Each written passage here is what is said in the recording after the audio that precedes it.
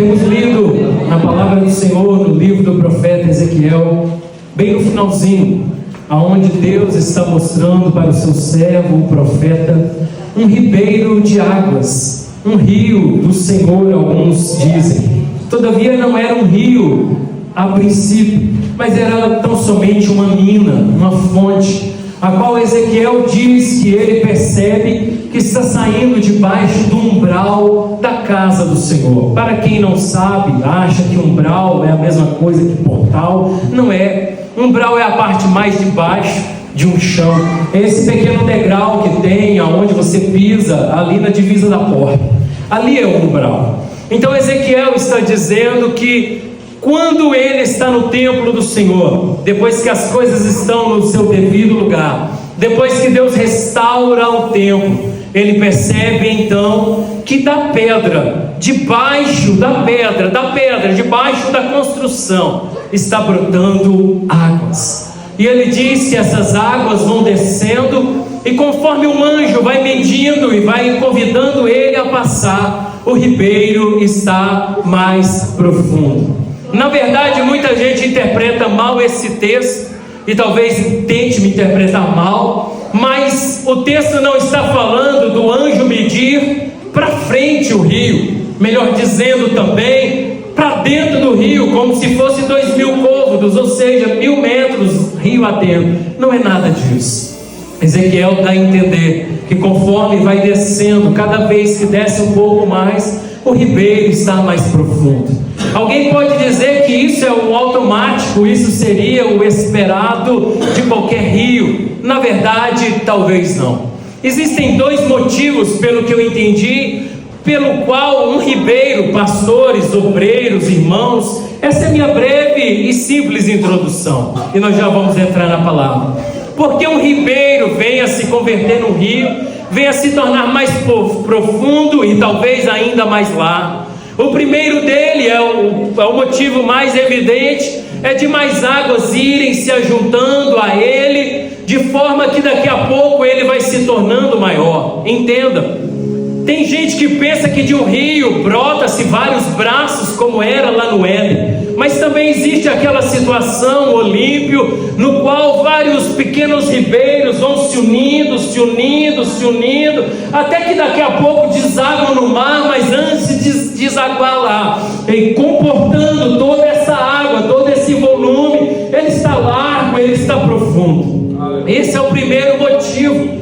Então é o excesso de outras águas que vão se unindo, águas se unindo a águas. O segundo motivo é simples, é básico também. As regiões, conforme vão ficando mais baixas, às vezes, possa-se dizer, os buracos que tem no chão, e conforme a água vai passando por cima, aos poucos a água vai cobrindo isso. Então talvez o rio em si nem é tão fundo, mas em algum momento, obreiros, em algum momento, irmão Reinaldo, pastor Reinaldo, naquele lugar ali, devido a um buraco, devido a uma região mais baixa, ali se torna então profundo. Quando nós lemos superficialmente o livro de Ezequiel, capítulo de número 47, e algumas versões que o homem vai tentando adulterar, vai tentando colocar nas palavras de hoje, e vai fazendo correções, mas essas correções às vezes vão tirando a verdadeira beleza, o verdadeiro poder do texto. E em várias Bíblias não há este texto que eu li para você, que existem dois ribeiros. Em várias Bíblias há simplesmente dizendo as águas do ribeiro, porque o versículo se encerra dizendo de um só ribeiro. E as pessoas, por não entenderem, achar que uma tradução talvez errada, simplificaram isso e colocaram como um só ribeiro. Então a maioria concorda, acredita que o rio de Ezequiel tão somente fica mais profundo, porque ele está descendo a região do Mar Morto, e conforme ele desce, a região é mais baixa mesmo, é mais baixa até do que o nível do mar. Por este motivo, a maioria que lê esse texto acha que o ribeiro fica profundo porque possivelmente passa por lugares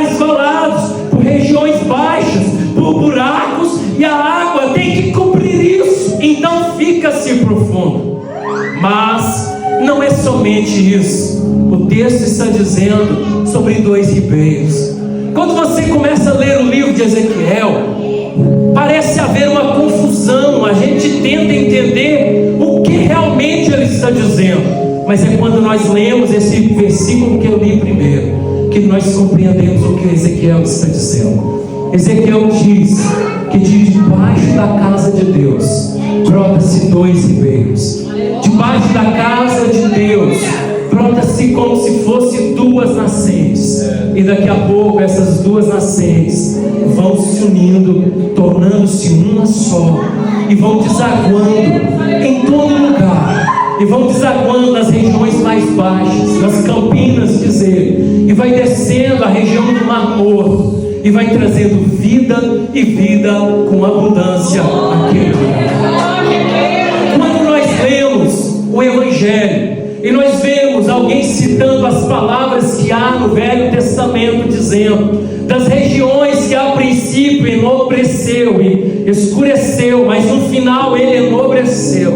E ele está dizendo acerca da Galileia das nações, a região dos povos. Ele está dizendo as regiões mais baixas da terra, que Jesus Cristo Nazareno, Jesus Cristo de Belém, Jesus Cristo lá do céu, foi para este lugar, viveu entre os homens, comeu com pecadores, entrou no barco de pescadores, entrou em lares de pessoas perdidas, de pessoas dadas como comuns. Então as regiões mais baixas da terra, as regiões mais vis da terra, receberam Cristo, receberam a luz, receberam a vida.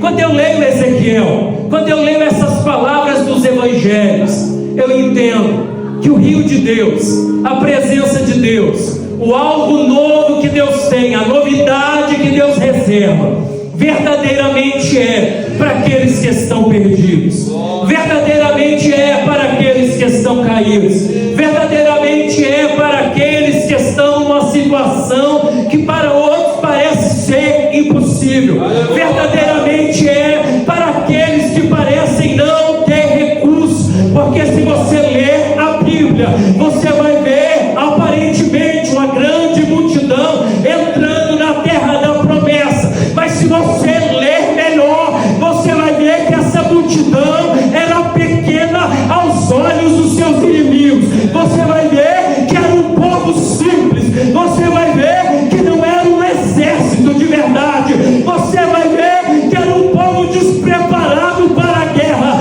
mas o Senhor dos exércitos dizia: eu tenho algo novo para vocês, eu tenho o melhor da terra para vocês, eu reservei o maná, eu reservei o mel, eu reservei o leite desta terra para o coração de vocês. Muita gente chama Josué de guerreiro, mas se você ler direito a Bíblia, você vai ver que o povo que com ele estava não era um povo grande como eram os seus inimigos, mas Deus dizia: não temas, eu tenho algo novo para você e vou te dar. Quando nós lemos a história de Gideão, você vê Gideão dizendo: quem sou eu? Quem é a minha casa? Da mesma maneira você vai ver Deus dizendo para Gideão: Gideão, esse tanto aí é muito, para que não se glorie contra mim, dizendo: a minha mão me livrou. Eu vou te dar vitória com poucos homens nessa peleja, porque eu tenho vitória nessa guerra para você. Quando eu vejo o povo de Deus diante das muralhas de Jericó, era impossível entrar lá dentro, mas Deus dizia simplesmente: me adore e eu vou derrubar as muralhas e eu vou dar essa cidade para vocês. Quando eu leio a história de Babilônia, que ninguém conseguiu vencer, nem mesmo Nabucodonosor acreditava que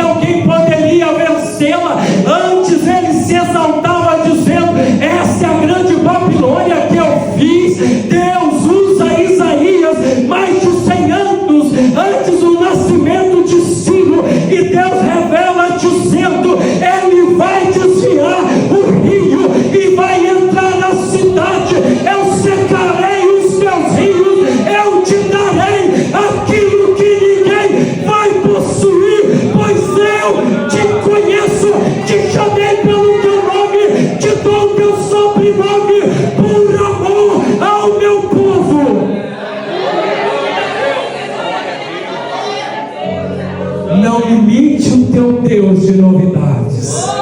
Não limite o teu Deus que quer te dar.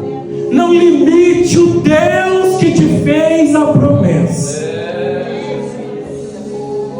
Glória a Deus, aleluia. Jesus não foi aos grandes lugares. Jesus não viveu com os grandes homens. Jesus não escolheu os melhores. Ele desceu à região da sombra da morte, como diz o Salmo de número 23, para pegar ovelhas e fazer deles pastores do seu rebanho, para fazer deles os seus missionários, os seus apóstolos, os seus ganhadores de almas. Eu disse que um dos motivos é uma região baixa. Eu só fiz aqui algum comentário para você entender, mas no começo, aonde eu li, me dá o segundo respaldo, porque este rio vai ficando profundo, profundo, profundo, profundo. Ezequiel diz, mas só conseguimos imaginar como realmente era. Mas ele diz que há dois ribeiros, e daqui a pouco há um só. Então eu entendo que essas águas se unem para se tornar uma só. Essas fontes se unem. E se eu entendo melhor o texto, aparentemente ele diz que um ribeiro sai de um lado e outro ribeiro sai do outro. E daqui a pouco os dois são um só. E por isso as águas se tornam profundas. Talvez você não entenda por que eu estou pregando sobre águas essa noite. Não existe coisa, obreiros, pastores, que a igreja de Deus mais precisa neste último momento do que a presença de Deus. Não existe nas igrejas frias aonde nós entramos algo que a igreja mais precise do que o Espírito Santo de Deus. Não existe algo que a igreja de Deus, os obreiros do Senhor, mais precisem. Obreiros que às vezes não está faltando um preparamento teológico, mas está faltando graça, poder, unção. Não está faltando o ouro e a prata, mas está faltando, na maioria das vezes, o levanta e anda. E este texto fala disso, fala do rio, da presença, da graça de Deus, trazer vida, trazer novidade às regiões secas, às regiões secas, desprezíveis dessa terra.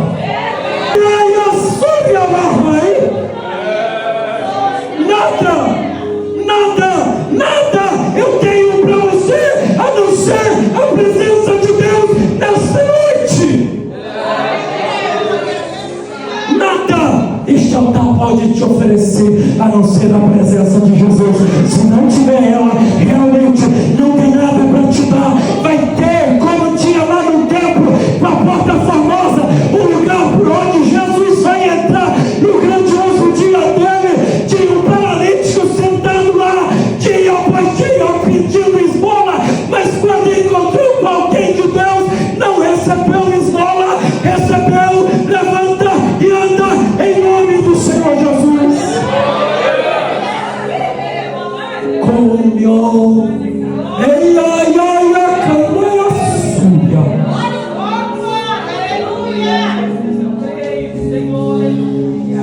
Deus vai curar essa noite. Ele já está curando. Deus vai revelar, ele já está revelando. Deus vai mudar vidas aqui, ele já está mudando. Deus tem milagres. Deus tem para essa mulher de óculos, de preto aqui na frente. Não é só para ela, não. Deus tem para mais gente aqui nesta noite. Mas eu não entrego esse microfone sem antes entregar a palavra que Deus deu no meu coração. Goste você, não goste você, goste de mim, não goste de mim, essa é a palavra de Deus para a sua vida. É o Espírito Santo que traz novidades para a igreja do Senhor. Aleluia, aleluia, aleluia. Antes de eu pegar esse microfone, Jesus disse ao meu coração: eu estou curando alguém de tumor nesta noite. Deus me disse antes de eu começar a pregar que Ele já estava curando. Deus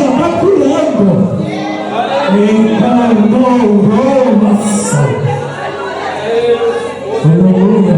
Essa mulher de trás dessa irmã de rosa, Deus tem cura para a senhora. Se ela é de óculos no quarto banco, tudo que é já foi, tudo que via ser é repetitivo.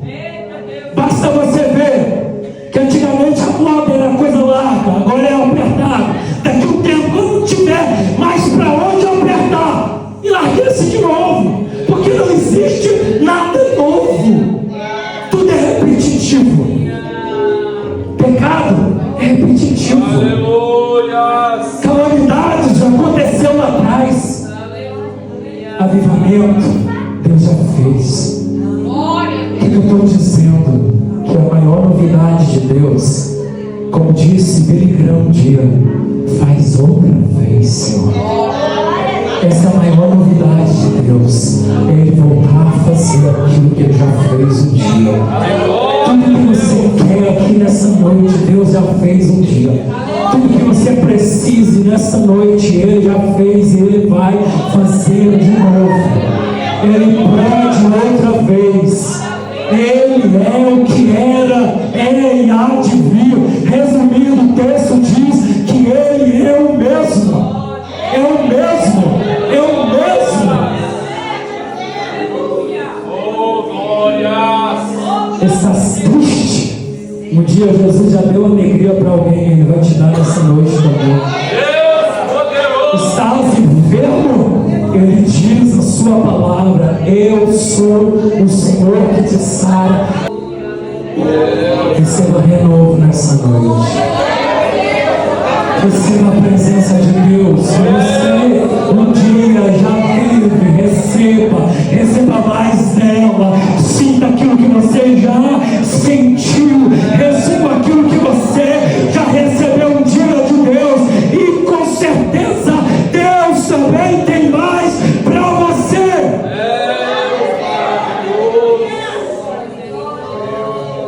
Mas não é nada que Deus tenha que inventar. Não, Ele já possui, Ele já faz, Ele já é. Irmão, tanta gente poderia filosofar por que 2 ribeiros. Tanta gente poderia tentar interpretar, dizer que é isso, aquilo, exegese da hermenêutica. Tem coisa, é simplesmente uma alegoria.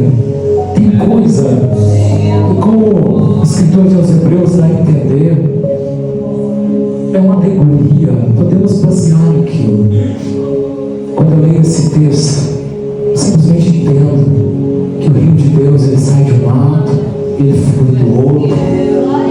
É como se Deus dissesse: se não der de um lado, do outro faço. Eu tenho do lado de cá, eu tenho do lado de cá.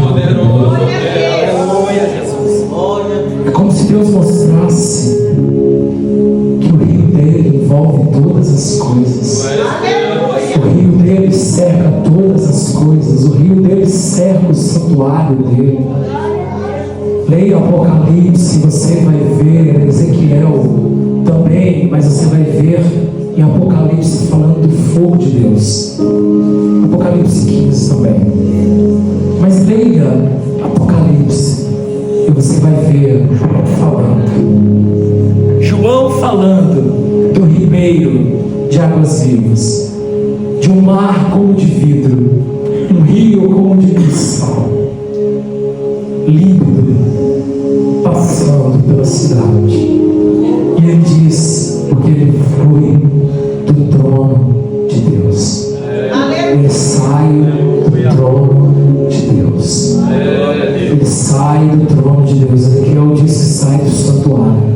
O Apocalipse diz que flui do próprio trono de Deus.